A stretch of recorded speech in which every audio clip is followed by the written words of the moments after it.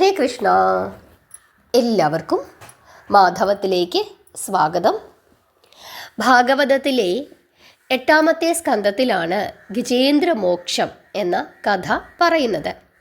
ഗജേന്ദ്രമോക്ഷം ഓരോ ഹിന്ദുമത വിശ്വാസിയും കേട്ടിരിക്കേണ്ടതാണ്, അറിഞ്ഞിരിക്കേണ്ടതാണ്. കാരണം ഗജേന്ദ്രമോക്ഷം കേട്ട് പ്രാർത്ഥിക്കുന്ന ഭക്തർക്ക് മഹാവിഷ്ണുവിൻ്റെ അപാരമായ അനുഗ്രഹം ഉണ്ടാകുമെന്നും 7 ജന്മങ്ങളിൽ അവൻ ചെയ്ത പാപങ്ങളെല്ലാം നശിക്കുമെന്നാണ് പറയുന്നത്. അതുകൊണ്ട് തന്നെ നിങ്ങളെല്ലാവരും വളരെ ക്ഷമയോടുകൂടി ശ്രദ്ധയോടുകൂടിയിരുന്ന് ഭക്തിയോടുകൂടിയിരുന്ന് ഈ കഥ അവസാനം വരെ കേൾക്കണം.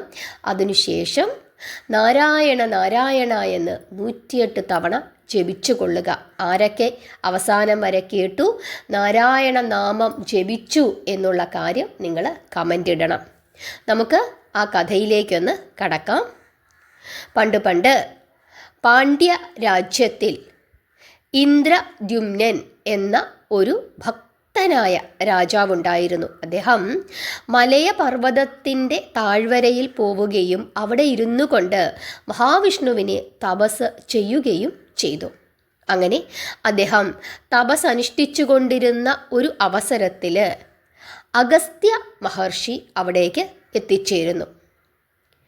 ധ്യാനിച്ചു കൊണ്ടിരിക്കുകയായിരുന്നു രാജാവ്. അതുകൊണ്ട് തന്നെ മുനി വന്നത് അദ്ദേഹം അറിഞ്ഞില്ല. തന്നെ കണ്ടിട്ട് എഴുന്നേറ്റില്ല, ബഹുമാനിച്ചില്ല എന്ന ഒരൊറ്റ കാരണത്താൽ അഗസ്ത്യ മഹർഷിക്ക് ദേഷ്യം വരികയും അദ്ദേഹം നീ ഒരു കാട്ടാനയായി തീരട്ടെ എന്ന് ശപിക്കുകയും ചെയ്തു.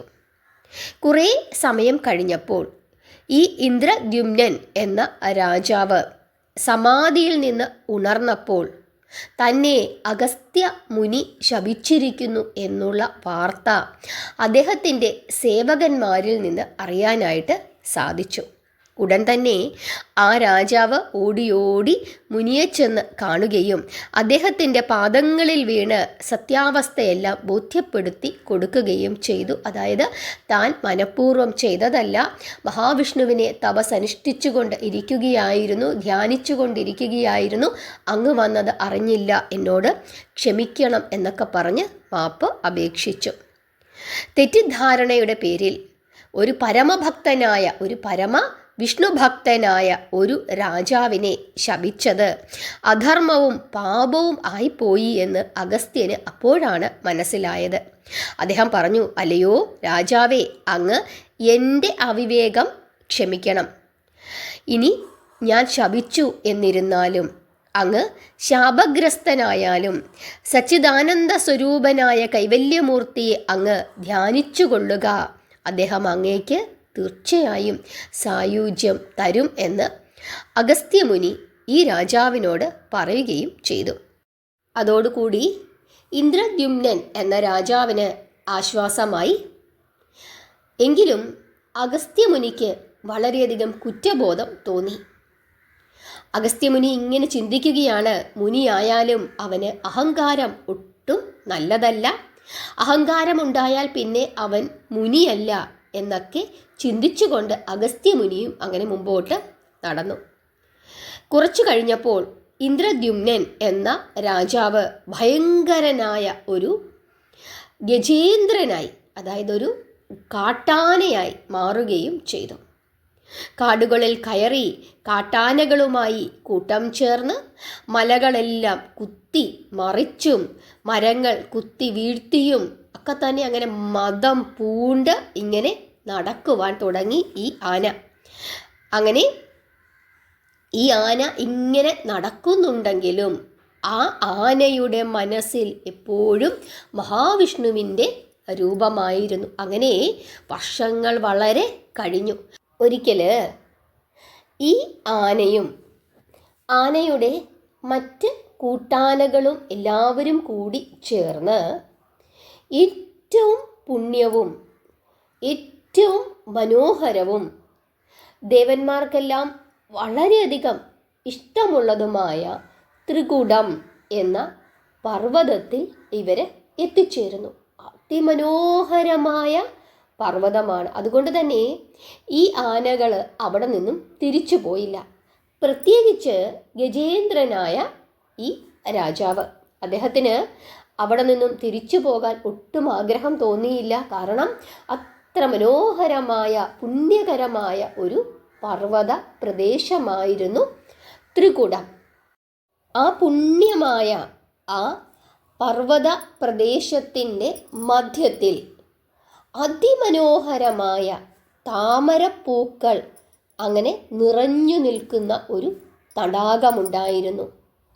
ദിവസവും ഈ ആന അതിലിറങ്ങി തൻ്റെ തുമ്പിക്കൈയാൽ പുഷ്പങ്ങളൊക്കെ, അതായത് ഈ താമരപ്പൂക്കളൊക്കെ പറിച്ച് ഭഗവാനെ ധ്യാനിച്ചുകൊണ്ട് മേൽപോട്ട് എറിഞ്ഞ് പൂജിക്കുമായിരുന്നു.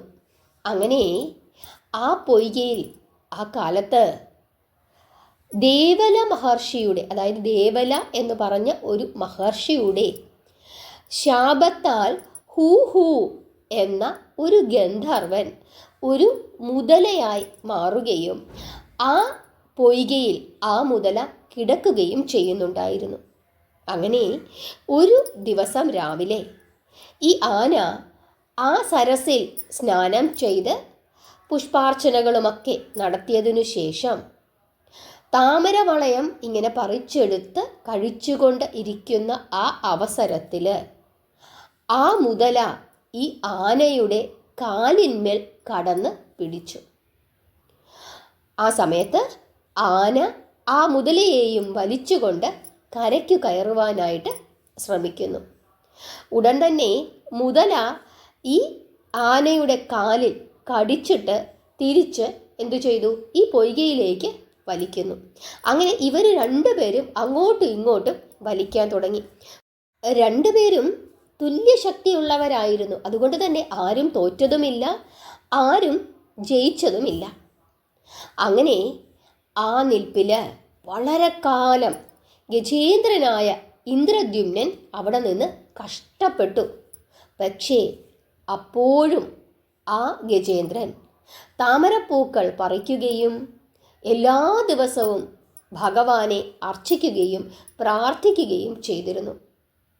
ആ ദുർഘടമായ അവസ്ഥയിലും ആ ആന തൻ്റെ ഈ ശീലം, അതായത് ഭഗവാനെ പ്രാർത്ഥിക്കുക, അർച്ചിക്കുക എന്നുള്ള ശീലം ഒരിക്കലും ഉപേക്ഷിച്ചില്ല എന്ന് മാത്രമല്ല, മഹാവിഷ്ണുവിൻ്റെ ആ തിരുരൂപം അവൻ്റെ ഹൃദയത്തിൽ കൂടുതൽ കൂടുതൽ മിഴവുറ്റതായി മാറുകയും എപ്പോഴും ഭഗവാനെ ഇങ്ങനെ മനസ്സിൽ ധ്യാനിച്ചുകൊണ്ട് ഇരിക്കുകയും ചെയ്തു. ആ ദുർഘടമായ അവസ്ഥയിലും ആ ഒരു കാര്യത്തിന് യാതൊരു മാറ്റവും ആ ആന വരുത്തിയില്ല.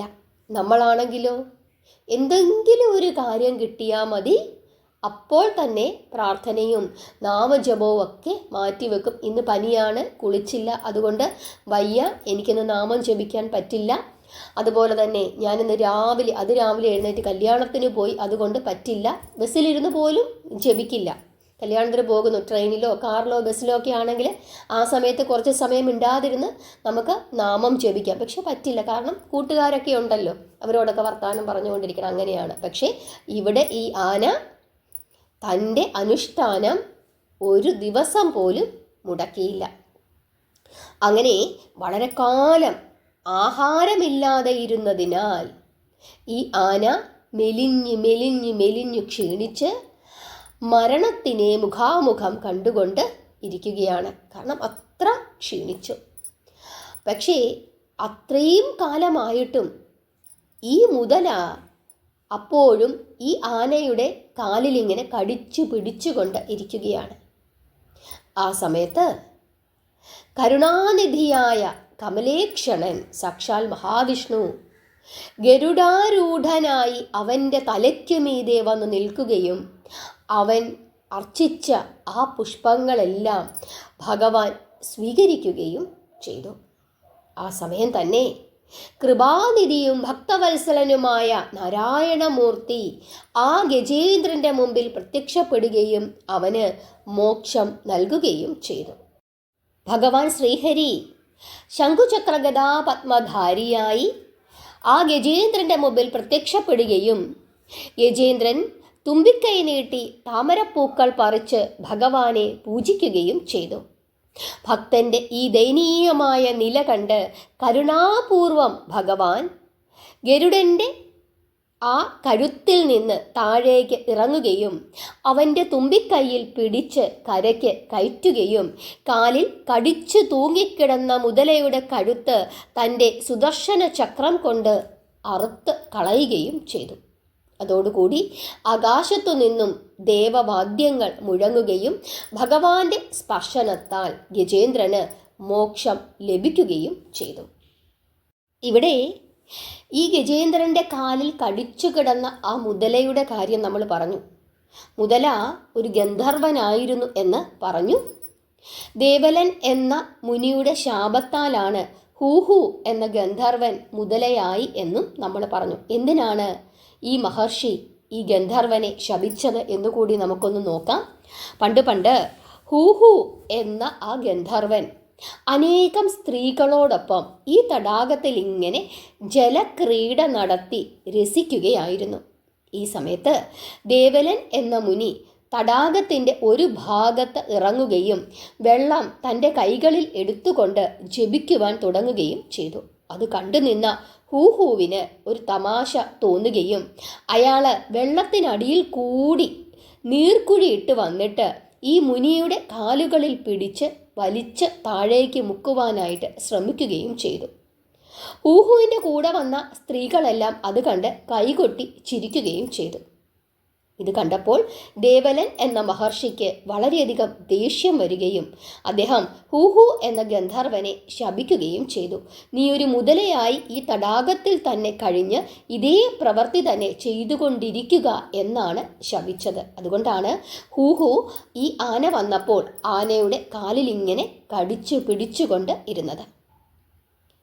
അങ്ങനെ ഹൂഹുവിനെ ശപിക്കുകയും ഹൂഹു ശാപമോക്ഷത്തിനായി യാചിക്കുകയും ചെയ്തു. കരുണ തോന്നിയ മഹർഷി ഇദ്ദേഹത്തിനോട് പറഞ്ഞു, അതായത് ഈ ഗന്ധർവനോട് പറയുകയാണ്, നീ എന്തായാലും അനേക വർഷം എൻ്റെ ശാപത്താൽ മുതലയായി ഈ പൊയ്കയിൽ തന്നെ കഴിയേണ്ടി വരും. ഒരിക്കൽ ഒരു ഗജേന്ദ്രൻ ഇതിൽ വന്ന് ഇറങ്ങുകയും അവൻ്റെ കാലിൽ പിടികൂടുകയും നീ ചെയ്യും. എന്തു വന്നാലും പക്ഷേ നീ ആ പിടി വിടരുത്, അത് പിടിച്ചുകൊണ്ട് തന്നെ ഇരിക്കണം. ഒരു ദിവസം മഹാവിഷ്ണു ഇവിടെ എത്തിച്ചേരും. അദ്ദേഹം നിങ്ങൾക്ക് രണ്ടുപേർക്കും ശാപമോക്ഷം നൽകുകയും ചെയ്യും എന്ന് ഈ മഹർഷി ഈ ഗന്ധർവനോട് പറയുകയും ചെയ്തു. അങ്ങനെയാണ് ഹൂഹു ഈ ഗജേന്ദ്രൻ്റെ കാലിൽ പിടിച്ചുകൊണ്ട് നിന്നത്. അവസാനം രണ്ടുപേർക്കും മഹാവിഷ്ണു മോക്ഷം നൽകി. ശാപമോക്ഷം നേടിയ ഹൂഹു ശ്രീഹരിയെ വലം വെക്കുകയും അദ്ദേഹത്തെ നമസ്കരിക്കുകയും യാത്രാനുമതി നേടുകയും സ്വസ്ഥാനത്തേക്ക്, അതായത് ഗന്ധർവ ലോകത്തിലേക്ക് മടങ്ങിപ്പോവുകയും ചെയ്തു. ഇതാണ് ഗജേന്ദ്രമോക്ഷം എന്ന കഥ. ഈ കഥ നിങ്ങൾക്ക് എല്ലാവർക്കും ഇഷ്ടപ്പെട്ടു എന്ന് വിശ്വസിക്കുന്നു.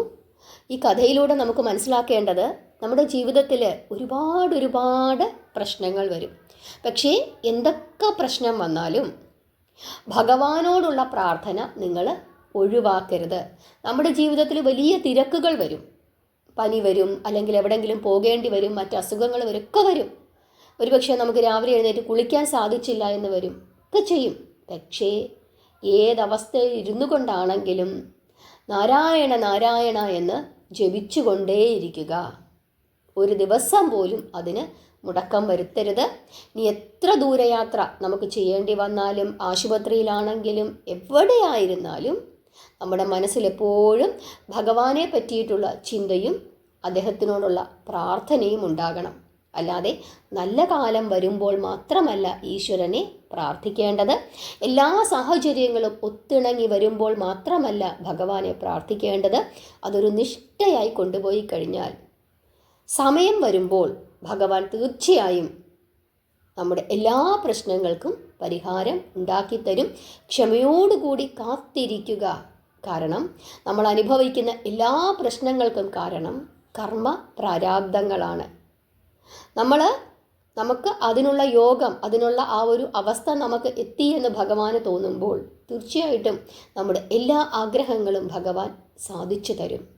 അതിനാദ്യം വേണ്ടത് വിശ്വാസമാണ്. ഭഗവാനോടുള്ള അചഞ്ചലമായ വിശ്വാസമാണ്. എന്ത് പ്രശ്നം വന്നാലും അതൊക്കെ തരണം ചെയ്ത് മുമ്പോട്ട് പോകുന്നതിന് ഭഗവാൻ എന്നെ കാത്തുകൊള്ളും, ഭഗവാൻ എന്നെ രക്ഷിക്കുമെന്ന് ഉറച്ച് വിശ്വസിച്ചുകൊണ്ട് നിന്ന് കഴിഞ്ഞാൽ തീർച്ചയായിട്ടും നമുക്ക് എല്ലാ പ്രശ്നങ്ങളെയും തരണം ചെയ്ത് മുമ്പോട്ട് പോകാനായിട്ട് സാധിക്കും. ഇവിടെ ഈ രാജാവ് തപസ് ചെയ്തുകൊണ്ടിരിക്കുന്ന അവസരത്തിലാണ് അദ്ദേഹത്തിന് ഈ ദുരിതങ്ങളെല്ലാം ഉണ്ടായത്. നമ്മളാണെങ്കിലും ഞാൻ എല്ലാ ദിവസവും പ്രാർത്ഥിക്കുന്നു, എല്ലാ ദിവസവും വിളക്ക് തെളിയിക്കുന്നു, എല്ലാ വ്രതങ്ങളും ഞാൻ എടുക്കുന്നു, പക്ഷേ എന്നും ദുരിതം. വേണ്ട, ഇനി മുതൽ ഞാൻ ഇതൊന്നും ചെയ്യുന്നില്ല എന്ന് പറയും. ഇവിടെ രാജാവായിരുന്നു അദ്ദേഹം. എല്ലാ സുഖങ്ങളും, അതായത് എല്ലാ രാജകീയ സുഖങ്ങളും ഉപേക്ഷിച്ചുകൊണ്ട് ഭഗവാനെ തപസ്സനുഷ്ഠിച്ചുകൊണ്ട് ഇരിക്കുന്ന സമയത്താണ് അദ്ദേഹം ഒരു തെറ്റും ചെയ്തില്ല. ഒരു തെറ്റും ചെയ്യാഞ്ഞിട്ടും അദ്ദേഹത്തിന് ശാപം ലഭിക്കുന്നു അല്ലേ. അങ്ങനെ ഈ ഇന്ദ്രദ്യുമ്നൻ എന്ന രാജാവിന് ശാപം ലഭിക്കുകയും അദ്ദേഹം ഒരു കാട്ടാനയായി തീരുകയും ചെയ്തു. അപ്പോഴും അദ്ദേഹം ഭഗവാനെ ധ്യാനിച്ചു കൊണ്ടിരുന്നു. അവസാനം വർഷങ്ങൾ അദ്ദേഹത്തിന് ഈ കാലിൽ ഇങ്ങനെ മുതല പിടിച്ച് വേദനിച്ച് നിൽക്കേണ്ടി വന്നു. ആഹാരം പോലും കഴിക്കാൻ പറ്റിയില്ല. അങ്ങനെ ക്ഷീണിച്ച് മരിക്കുന്ന ഒരു അവസ്ഥയായി. ആ സമയത്താണ് ഭഗവാൻ അദ്ദേഹത്തെ രക്ഷിക്കാനായിട്ട് വന്നത്. വേണമെങ്കിൽ ഈ ഒരു ദുർഘടമായ അവസ്ഥയിൽ എപ്പോൾ വേണമെങ്കിലും അദ്ദേഹത്തിന് ഈ ഭഗവാനോടുള്ള പ്രാർത്ഥന ഉപേക്ഷിക്കാമായിരുന്നു. പക്ഷേ അദ്ദേഹം അത് ചെയ്തില്ല. ഇതാണ് നമ്മൾ ഓരോരുത്തരും മനസ്സിലാക്കേണ്ടത്. നിങ്ങൾക്ക് ഗജേന്ദ്രമോക്ഷം എന്ന ഈ മനോഹരമായ കഥ ഇഷ്ടപ്പെട്ടു എന്ന് വിശ്വസിക്കുന്നു. എല്ലാവരും നാരായണ നാരായണ എന്ന് 108 തവണ ജപിച്ചുകൊള്ളുക. എത്ര പേര് ജപിച്ചു എന്ന് കമൻ്റ് ഇടുക. നിങ്ങൾക്കെല്ലാവർക്കും മനസ്സിലായി എന്ന് വിശ്വസിക്കുന്നു. നാമം ജപിക്കുക, പ്രാർത്ഥിക്കുക. ഹരേ കൃഷ്ണ.